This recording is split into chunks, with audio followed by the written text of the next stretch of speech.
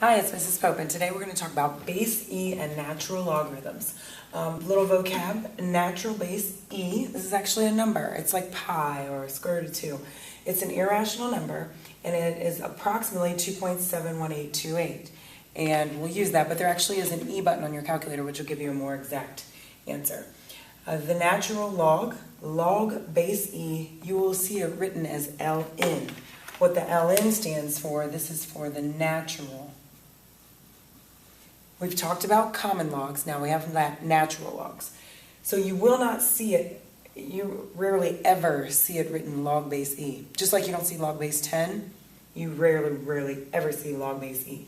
You really will just see ln of x. So if you see ln of x, you can keep in your mind that that really means log base E of x. And sometimes, and I'll show you, it's easier to rewrite ln of x as log base E to help you visualize better. All right, let's look at our first example. 1, write in log form. So we want to write this, e to the power of x equals 8. It's in exponential form. I want to take it down to log form.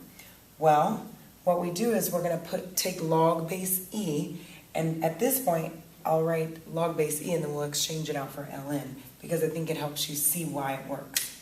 So if we take log base e of e to the x is equal to log base e of 8. Whenever you have log of a base and it's to that exact base, like if this were 2 and that were 2, they completely cancel each other out and you're just left with the exponent. So it's a really cool property. So that just means x is there, and this is log base e, or ln, which is the same thing, ln of 8.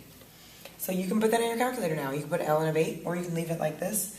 We're going to leave it like this for now, but take note here, when you have the same base of a log of the base and this are the same number, then they cancel each other out and you're just left with the exponent.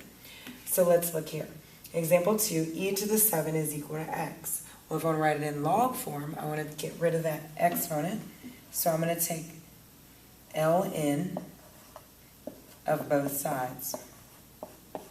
Remember, this is really log base e. So it says log base e of e, so they cancel out and we're just left with x is equal to 7 is equal to ln of x. And that's it. That's how we would write it. And key concept here, these two cancel out as well, just like this little trick. If you have ln of e to the power of x, this is what we're talking about. You're just left with the exponent.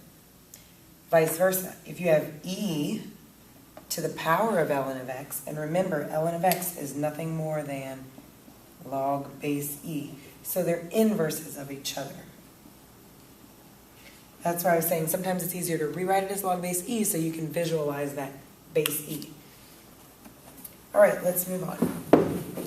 Write in exponential form. So ln of 10 equals x. This is another point where it may be better to rewrite it with log base e. If you rewrite this as log base e of 10 to the x equals x, it's easier to see that this is the base to the power of the answer equals the big number. So e to the power of x equals 10. Same here. E to the power of 2.1438 is equal to x. Because remember, that just means log base e. Example 3, write each expression as a single logarithm. So now we want to take this, apply, and there's no one way to do it. You're going to have to just try different ways. We're trying to write them as single logarithms. So you have a bunch of properties, a bunch of tools, just use them and work around till you can get there. So I don't want it to be two separate things like added or subtracted. I want it to be a single logarithm. So here's our original one. First thing I'm going to use, like I said, you don't have to go in this order. You can try any order you want. I'm going to use the power property. And you'll see why. So I'm actually going to bring this 3 back up here. So mine is going to read ln of 8 cubed is equal to ln of 8. So now remember, this is log base e, so these are exactly the same. So, why does that say equals? That should be minus. These should be exactly the same. So now I can use another property, the quotient property.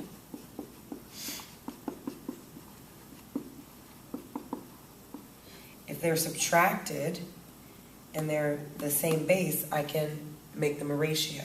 So this turns into ln of 8 cubed over ln of 8. And this is ln of 125. Ln of 125, which actually, if there is, you can't have powers left over in your exponents. So we can't just leave it as ln of 125 because there's a power in there. 125 is a perfect cube, so you could turn this into ln of 5 cubed. And because you can do that, you can't leave that there if there's a power in there. So it's just recognizing, it's just going to take practice. It's just going to take practice. And the last thing here, I would bring this back. So my final answer would be 3 ln of 5. Because now I don't have any exponents. It's written as a single logarithm. Don't get frustrated if it feels confusing. We'll have lots of practice. Example 4, solve base E equations. Right, just like regular equations, let's just solve it. We're trying to solve for x. So first we're going to add 5 to both sides. That's simple. 4e to the negative 2x is equal to 8. I can divide by 4. I can divide by 4. E to the negative 2x is equal to 8. Okay, that's all the quick, fast stuff. Now, I have an exponent up here. What am I going to do? That's why we have a log, so that we can get that exponent down. So we're going to take the ln of both sides. ln of e, they cancel each other out. Negative 2x is equal to ln of 2. Divide by negative 2. Divide by negative 2. X is approximately negative 0.3466, because that you can just put in your calculator. All right, that's all we have for E today. Thanks for watching, and remember, you are responsible for your own learning.